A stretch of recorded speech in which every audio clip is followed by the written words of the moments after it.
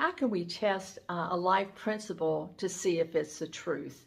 Well, according to A Course in Miracles and verified by our own intuition, we can test if a doctrine is truth by whether it is eternal, that is, it has no beginning or end, it's unchangeable, meaning there's nothing outside of it that can alter it in any way, and it's unified, that is, it reinforces our oneness with each other and with our Creator.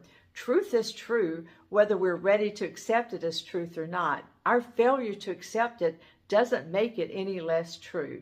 Just like love, and truth is love, truth cannot be perceived, it can only be experienced. Once illusions fall away and we accept truth, we will feel love and a deep, abiding peace.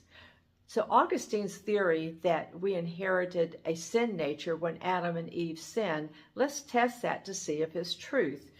First of all, it's not eternal because the sin nature wasn't there from the beginning. It's not it is changeable because their sin changed God's nature for mankind to a sin nature.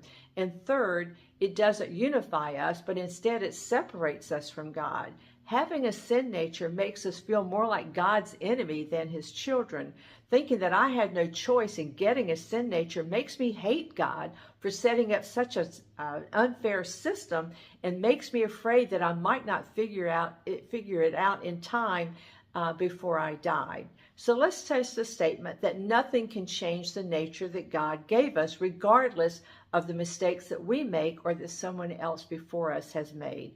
First, it is eternal. It was always like that in the beginning. Secondly, it's not changeable because there's nothing that Adam and Eve did that changed it. And third, it is unified because it reinforces the fact that we're all one in God's unconditional love.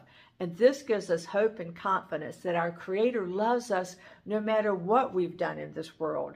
I'm not saying there are not consequences to our behavior in this world, because there are laws like we will reap what we sow in this world. But I think that's probably because we judge ourselves and each other.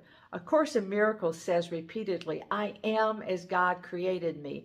This is the Word of God that sets us free.